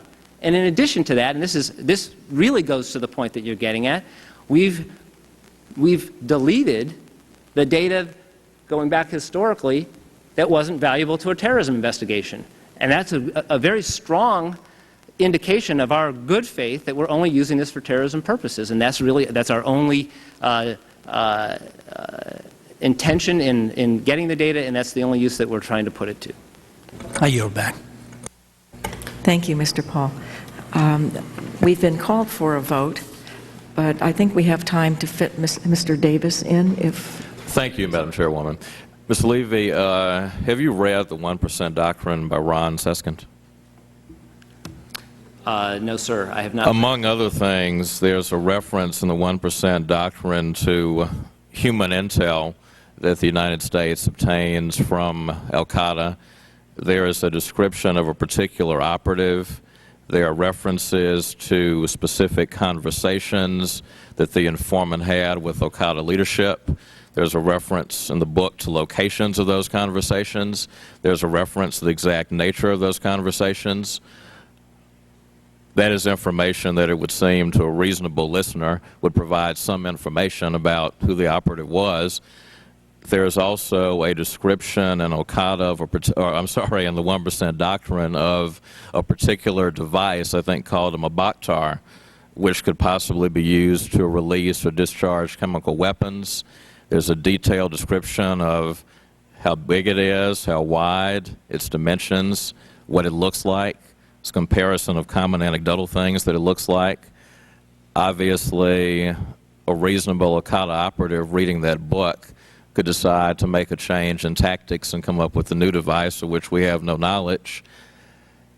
Tell me why the administration is not as outraged by the 1% Doctrine as is the New York Times.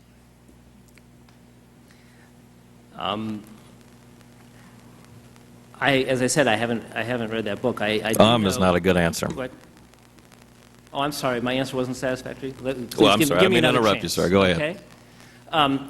I think that we are concerned about that book and the types of revelations that are made in that book. Has there been any congressional resolution introduced to your knowledge regarding the book, Mr. Levey? I have no idea. You'd be in a better position. Madam Chairwoman, can I inquire of the Chair if the Chair knows of any congressional resolution related to the 1% Doctrine? Not that I know of. Okay. Go ahead, Mr. Levey. I think I've answered your question that I don't know whether there's been a resolution with... Do you agree, Mr. Levey, that the information contained in the 1% Doctrine could cost us an operational advantage against al-Qaeda? I can't comment on the specific parts of the book that you've referenced, although I have read the Muftakar part, but not the others. But from your description, and I assume that your description is accurate, I would agree that those are the kinds of things that we wouldn't want to see. So therefore, and I'm not going to use up my time, let other members get in, but my point, Mr. Levy, I think is fairly straightforward. This is the concern that some of us have. You're not terribly animated about the 1% doctrine because, frankly, it's obvious the administration was a very significant, extensive source for the author of that book. Frankly, for those who've read it, it's also clear the administration's portrayed in a pretty favorable light. The New York Times, I don't think anyone in this room believes necessarily portrays the administration in a favorable light. So it leads to the inexorable conclusion, Mr. Levy, and I think it's a pattern if you look at the plain disclosures. Your administration is deeply concerned when some sources reveal classified intel. It's not terribly animated when other sources reveal classified intel. And that is exactly the reason why so many people on both sides of these daises have a problem or a question with the kind of unilateral authority the administration seeks to gather upon itself. It is crystal clear that anyone reading the 1% doctrine knows a great deal about American intelligence gathering operations. It is far more detailed and more specific than the New York Times story, and it has not produced a peep of outrage from the people you work for. And I'll yield back. Thank you, Mr. Davis. Mr. Henry. Thank you, Madam Chair. Mr. Undersecretary, you're Undersecretary of what? Terrorism and financial intelligence. Terrorism and financial intelligence. Yes, sir. So what do you deal with mainly? Well, the broad mandate, terrorism was the sort of founding principle upon which the office was created, but over time we've also done a lot of work on counterproliferation and sanctions and so forth, using the financial system and financial intelligence to advance national security goals, including proliferation finance as well. But terrorism still remains the #1 priority. Okay. Now I recognize that may seem a silly question to you, but we're dealing with Congress here.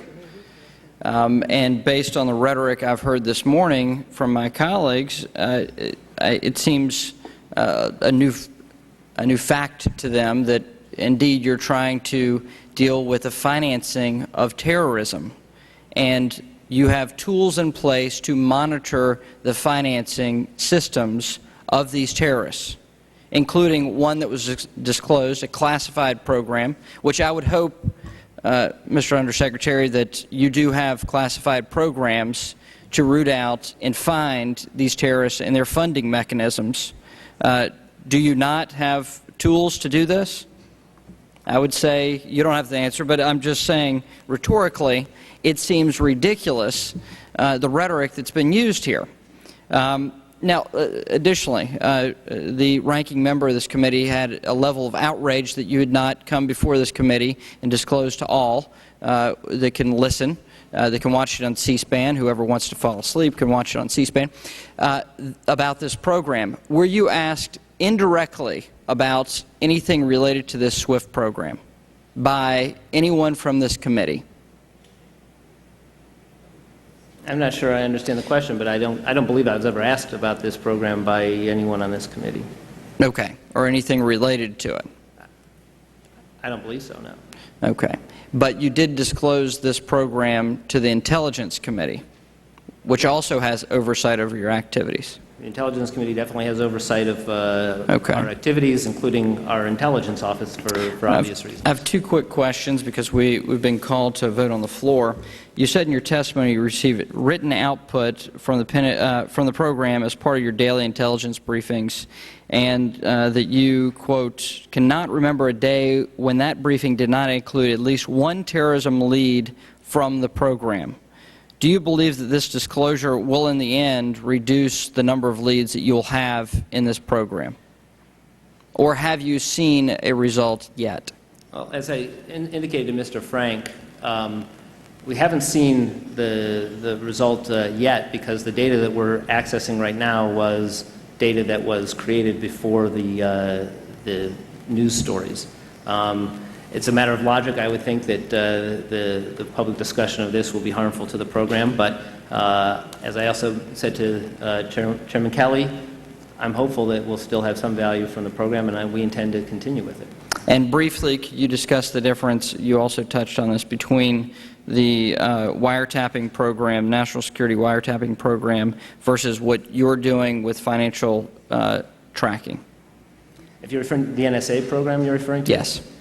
I'm happy to say that I was not read into the NSA program, so I'm happy to say that I don't know the details of the differences between that program and this one, but there are a couple of things that I think are fairly obvious. One is that we're obtaining records by subpoena that are kept in the ordinary course of business. We're collecting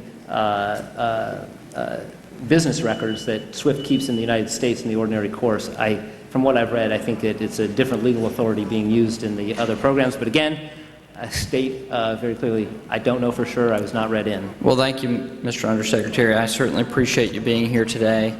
And just in conclusion, I think it's a big difference that we're discussing here. It's the difference between a classified program and a headline. And certainly classified programs are not meant to be headlines so that we can protect our operational advantage over our enemies. And I thank you for your service, and thank you for your testimony, and thank you for answering these questions today, however outrageous some of them have been. Thank you. Thank you very much. We have been called for a vote, and I know that the Secretary needs to leave. Mr. Scott has a question he'd like to ask. If you could briefly answer that, we'd be appreciative. Thank you very much, Mr. Chairman. Let me just call your attention to what the Act says, because I believe if this administration had followed the law, had done what the Act expressly says, we wouldn't even be in this shape that we're in today. It clearly states this, that the President shall, not may, shall consult with Congress before exercising any of the authorities granted by this Act, and shall consult regularly with the Congress so long as such authorities are exercised. Whenever the President exercises any of the authorities granted, he shall immediately transmit to Congress a report specifying, among other things, the authorities to be exercised, the actions to be taken in exercise of those authorities to deal with those circumstances. We're not here to talk about the SWIFT program or what it's done or all of this. That's fine. There's no problem with that. But it's important for this administration to understand that they have violated the law. They have not allowed Congress to do its job. You have people who run not every 6 years, not every 4 years, but every other year. The mandate from the people to do our charge. The charge of this committee is the oversight and investigation of terrorist financing. And here we are 5 years after, and no report. So when you look at what the New York Times has put forward, and let me just state this very clearly, Mr. President. This is no ordinary leak. I don't think it's been made known that this is no ordinary leak. That story in the New York Times was put together in the Washington Post by a combination of 20 Bush officials who saw something enough wrong that something needed to be done about this. This is no ordinary leak. This is no story of whether you're strong on terror or not. It's whether or not you're going to stand up for the principles that this country stands for.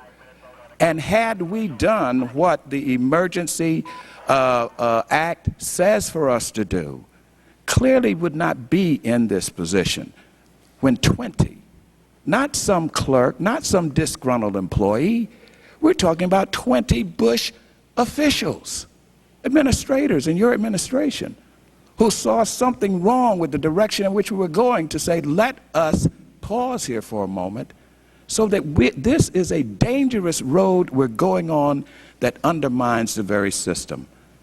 And at some point, this administration, as I said before, needs to clearly look in the mirror and see where the wrong is coming from. I'm going to go vote, Mr. Chairman. Thank you, Mr. Scott. I gather there was not a question, so I won't have a response. I would like to go and vote also, but I think it's far more important that we get some of these questions answered. So I'm going to stay here and ask a few more questions. One is one that you did not have an opportunity to answer, evidently, Mr. Undersecretary. I ask you about the tracking program that you mentioned, what might be continued to be useful with regard to tracking the activities of charities and wealthy individuals that support terrorism. The Saudis, for instance, have not yet set up a functioning commission over their charities.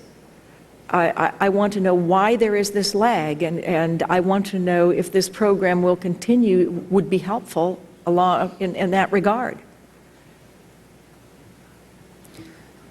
If I could, Chairman Kelly, I'd like to respond to those separately rather than together, because I don't want to talk about the use of this program with respect to any particular country. As I said to you earlier in response to another question, it is my hope, because as you point out, there's a multi-layered factor to a terrorist network, and there may well be parts of terrorist networks where this program, even after its disclosure, will remain valuable because people will still be using the banking system. And it's my hope, I hope Mr. Frank is right when he said that he thought it would still be valuable. I hope that's right, because I don't really care about winning some political argument. What I want to do is get at the terrorist financing, and I'd be happy that if there was no damage at all. Unfortunately, I don't think that will be the case. With respect to the Saudi Charity Commission, this is an issue that I know we've discussed both in this room and in your office on several occasions. There's no country that we've spent more time with in terms of trying to work with them on terrorist financing issues. The Saudis, as we said, this will sound repetitive to you because I've said this to you before, but I think it's important to say the whole piece, which is that when it comes to counterterrorism generally and fighting al-Qaeda cells in Saudi Arabia, they've been extremely aggressive and effective, and their security services have had casualties, and they're really in the fight in a way that I think is valuable not just in Saudi Arabia, but al-Qaeda is a worldwide threat, so when they're fighting cells in Saudi Arabia, that is a benefit to us all. On terrorist financing, there are a number of issues where, as you put it, and I guess you were quoting me, so I know I agree with it, there's been a real lag between what they say they were going to do and what they do. The Charities Commission is a perfect example. We haven't seen a Charities Commission. It's a matter of years now, and there's no Charities Commission. I'm not satisfied that, you work personally on getting their FIU up and running. I think that's a project that still requires a lot of work.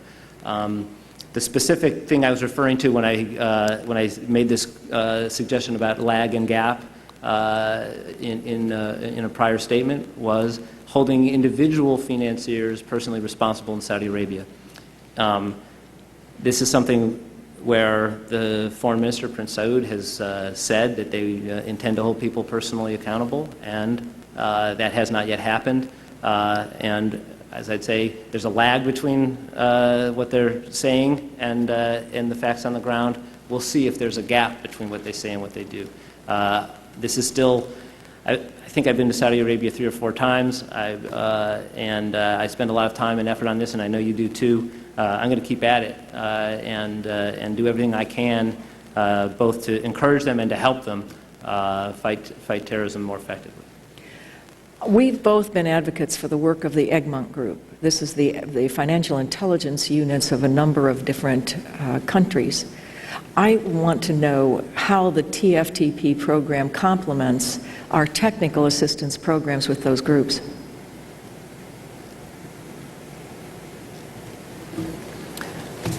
I'd have to think about that a little bit, Chairman Kelly. I think that they may be separate enterprises. They fit together in one sense, which is that effective counterterrorism and, frankly, effective anti-money laundering policy requires the exchange of information and exploiting that information. Egmont is a great forum for doing that on an international basis, and we continue to work on it.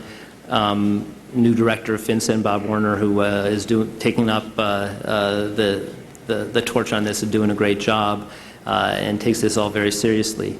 But frankly, this program that we're discussing today was one that is separate. It's limited only to terrorism and not to all law enforcement and money laundering efforts like the Egmont Group is. And so it's narrower in that sense, and the sharing mechanisms are different. How do you evaluate what's working and what's not? This has been a very difficult problem ever since I started this job. I think this is something we discussed when I first testified.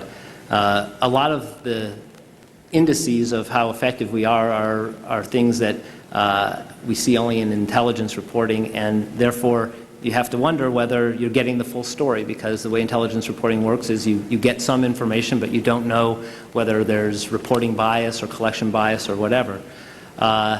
There are two things I can point to that I take some heart in. One is that as I indicated in my written statement, we've seen a terrorist organization that was under so much pressure that the intelligence suggested that they couldn't conduct a sophisticated attack because they lacked the funding to do so. You saw another indication like that in the letter that Zawahiri wrote to the now deceased Zarqawi, asking for money and saying that the al-Qaeda leadership in Zawahiri lacked money and their lines had been cut off. That's, of course, a great symbol of success.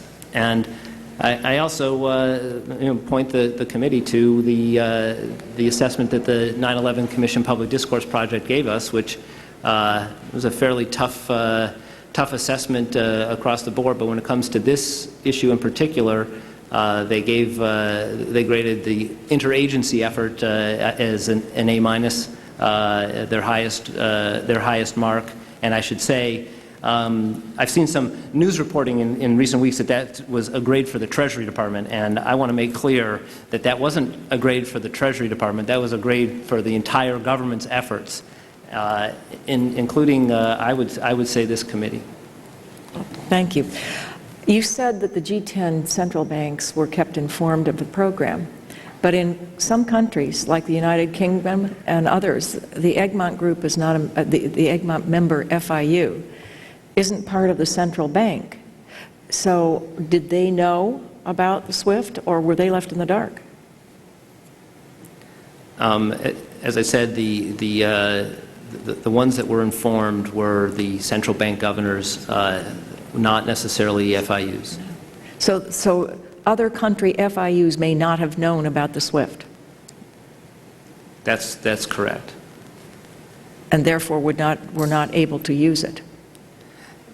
That's a separate question which I'd like to discuss with you in another setting. All right. I thank you. I've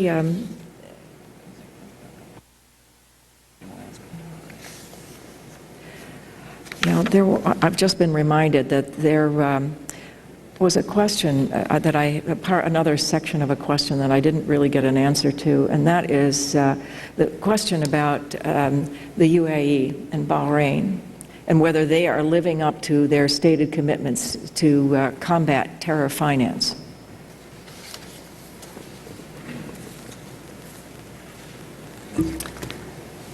I think the general answer is that we have very good relationships there, and our cooperation is strong. I think I can give you a more satisfying answer if I respond to that in writing, if that'd be okay with you. That's fine. You can give it to us in a more detailed answer if you'd like to in the confidential briefing. I need to do a bit of business here. There are a number of things that we've been requested to insert in the record. One is the list that Mr. Frank had on what members of Congress were briefed and what the dates were. The other is the CRS report for Congress, entitled Treasury's Terrorist Finance Programs, Access to Information Held by the Society for Worldwide Interbank Financial Telecommunication. The next one is reports of U.S. monitoring of SWIFT transactions are not new. The practice has been known by terrorism financing experts for some time by Victor Comras. Another, a secret the terrorists already knew by Richard A. Clarke and Roger W. Cressy. And the final one, continued debate over the SWIFT disclosure by the New York Times by Dennis M. Lormel. So moved. that they be put in the record. And with that, the Chair notes that members will have additional questions for this panel that they will submit in writing. So without objection, the hearing record will remain open for 30 days for members to submit written questions to this witness and to place their responses in the record. And with that, we thank you very much, Mr. Secretary. You've been very patient with us all. This hearing is adjourned.